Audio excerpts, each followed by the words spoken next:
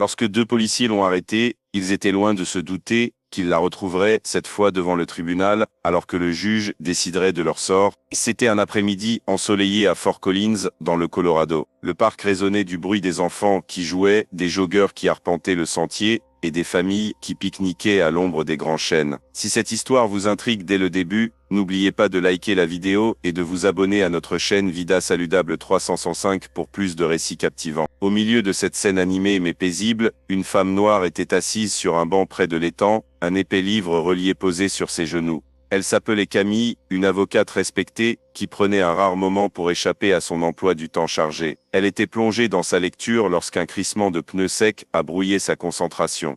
Une voiture de police s'est arrêtée le long du trottoir, attirant l'attention de quelques badauds. Deux policiers en sont sortis, l'air sévère, rayonnant d'autorité. Leurs regards se sont immédiatement posés sur Camille, la seule personne assise seule aux alentours. Et vous, que pensez-vous de cette situation? Si vous aimez ce genre de contenu, commentez na. Si ce n'est pas votre style, tapez 0, et si vous êtes encore indécis, alors abonnez-vous simplement à Vida Saludable 3. Madame, pouvons-nous vous parler un instant? Lança un agent, la voix imprégnée de suspicion plutôt que d'inquiétude. Camille leva les yeux de son livre, son calme inébranlable. Bien sûr, répondit-elle en refermant soigneusement le livre. Le deuxième agent s'approcha, la voix sèche. Nous avons reçu un appel concernant une activité suspecte dans le secteur. Pourriez-vous nous dire ce que vous faites ici? Camille haussa un sourcil, visiblement perplexe. Activité suspecte? Je suis juste assise là, à lire. Elle brandit le livre comme pour prouver ses dires. Mais leur regard ne faiblit pas. Si vous souhaitez connaître la suite de cette histoire incroyable, pensez à partager cette vidéo avec vos proches et activer la cloche de notification sur Vida Saludable 3. Pouvons-nous voir une pièce d'identité? Demanda le premier agent. Son pouls s'accéléra, mais elle resta calme. Je ne comprends pas. Pourquoi? C'est la routine, dit le deuxième agent, bien que son ton laissait entendre le contraire. La petite foule rassemblée commença à murmurer. Certains semblaient curieux, tandis que d'autres échangeaient des regards gênés, percevant le déséquilibre dans l'interaction. Camille soupira et fouilla dans son sac pour en sortir son portefeuille. Alors qu'elle lui tendait son permis de conduire, un policier le prit, scrutant les informations avec une intensité inutile. Camille Johnson, lut-il à voix haute, presque moqueur. Que faites-vous ici, Madame Johnson? Camille inspira profondément, essayant de garder patience. J'habite en ville. Je suis venu ici pour profiter du parc. Est-ce un problème? Les lèvres de l'agent se pincèrent. On verra bien. Il lui rendit sa carte d'identité, mais au lieu de s'éloigner, ils continuèrent à s'attarder, posant des questions qui ressemblaient moins à de la routine qu'à un interrogatoire. Vous avez toujours un livre comme ça sur vous? Ricana un policier. Êtes-vous seul ici ou attendez-vous quelqu'un? Ajouta l'autre, la main posée sur sa ceinture dans un geste manifestement délibéré. De Camille avait géré d'innombrables situations tendues au tribunal, mais là c'était différent. La dynamique du pouvoir était brutale, et leur ton avait une acuité qu'elle ne reconnaissait que trop bien. Pourtant elle choisit ses mots avec soin.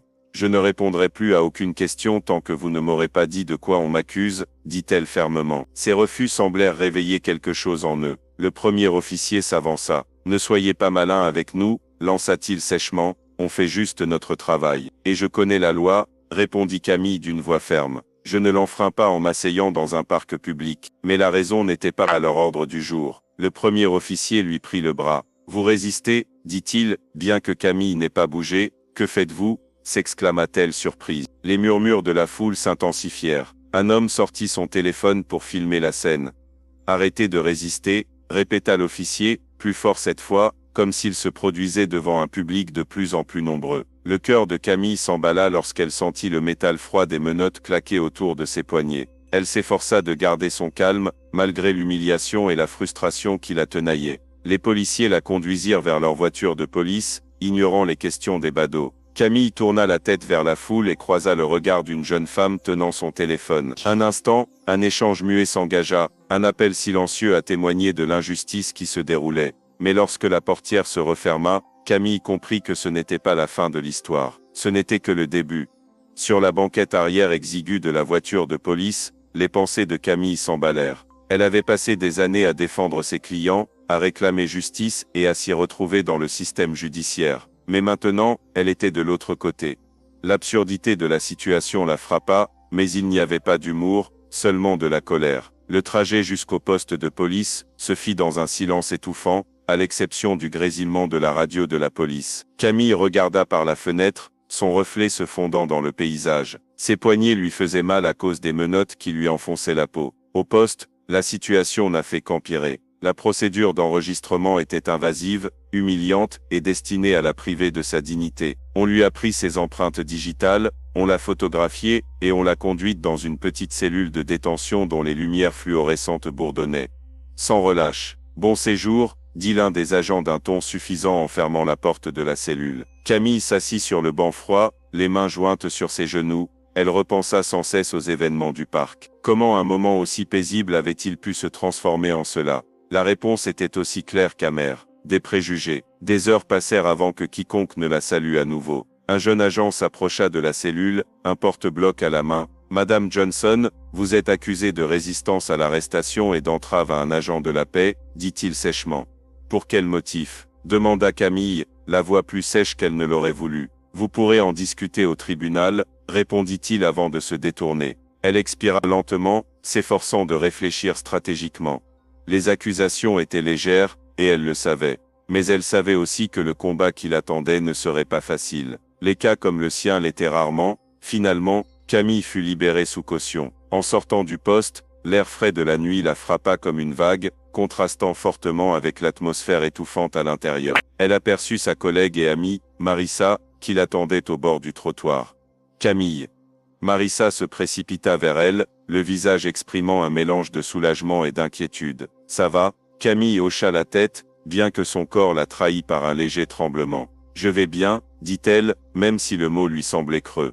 Pendant qu'il s'éloignait, Marissa la regarda sans cesse, attendant. Finalement, Camille rompit le silence. « Je ne vais pas laisser passer ça, Marissa. Pas cette fois », Marissa serra le volant plus fort. « À quoi penses-tu ? Je crois que j'en ai assez de tout ça, » répondit Camille. « J'ai les outils, les connaissances et les ressources pour riposter. Et je le ferai. » Ce soir-là, Camille était assise à sa table de cuisine entourée de blocs-notes et de livres ouverts. Elle travaillait sans relâche, rédigeant un procès pour atteinte aux droits civiques contre les policiers et le département. Ses mains tremblaient non pas de peur, mais d'une détermination fulgurante. Au fil des jours, la communauté commença à se rallier à elle. La vidéo de son arrestation, partagée par la jeune femme dans le parc, était devenue virale. Des personnes de tous horizons lui envoyaient des messages de soutien, partageant leurs propres histoires d'injustice. La détermination de Camille se renforçait à chaque courriel, chaque appel téléphonique, chaque commentaire. Elle ne se battait pour tous ceux qui avaient été réduits au silence, humiliés ou licenciés. Mais même en se préparant à la bataille judiciaire, elle ne pouvait prédire le moment où la justice prendrait une tournure inattendue. Les semaines qui ont suivi l'arrestation de Camille ont été un tourbillon d'émotions et de travail acharné. Son cabinet d'avocats était d'abord hésitant, craignant que son affaire publique ne ternisse leur réputation soigneusement entretenue. Mais Camille n'a pas bronché, elle a expliqué calmement mais fermement que ce combat ne la concernait pas seulement. Il s'agissait de créer un précédent. La vidéo virale avait fait plus que diffuser son histoire. Elle avait suscité des conversations dans toute la ville et au-delà. Les images de Camille, calme mais provocante alors que les policiers l'emmenaient de force, sont devenues un symbole de résilience face à l'injustice. Les journalistes ont commencé à appeler pour demander des interviews, mais Camille les a toutes déclinées. L'attention médiatique ne l'intéressait pas. Son objectif était de monter un dossier qui non seulement tiendrait les policiers responsables, mais aussi exposerait les failles systémiques qui permettaient à un tel comportement de perdurer. La nuit, cependant, lorsque le monde se taisait, le poids de la situation s'imposa. Elle repensa à l'arrestation, le ton dédaigneux, les menottes, les murmures de la foule. Elle songea à la facilité avec laquelle la situation aurait pu dégénérer. Cette pensée lui retourna l'estomac, mais elle renforça aussi sa détermination. Un soir, alors qu'elle fouillait dans ses recherches, Marissa passa avec des plats à emporter. Camille leva à peine les yeux de son ordinateur portable tandis que Marissa déposait les plats sur la table. « Tu travailles là-dessus depuis des heures », dit doucement Marissa. « Je n'ai pas le choix », répliqua Camille sans broncher. Marissa s'assit en face d'elle, scrutant son visage. « Tu sais que c'est plus qu'une simple bataille juridique, n'est-ce pas? Les gens se tournent vers toi maintenant. » Camille ferma son ordinateur portable, croisant enfin le regard de son amie. « Je sais », dit-elle d'une voix assurée. « C'est pour ça que je ne peux pas me permettre de perdre. » Sa préparation était méticuleuse. Elle passa au peigne fin des affaires similaires, extrayant des précédents et rassemblant des preuves pour réfuter les affirmations des policiers. Elle s'engagea. Avec l'aide de collègues de confiance, elle a constitué une équipe juridique qui partageait sa passion pour la justice. Mais il ne s'agissait pas seulement du tribunal. Camille mettait également un point d'honneur à s'engager auprès de la communauté.